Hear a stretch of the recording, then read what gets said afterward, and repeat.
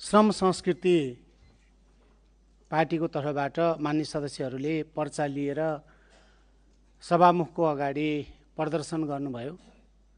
मान्य सदस्यहरू, प्रतिनिधि सभाको यो सभा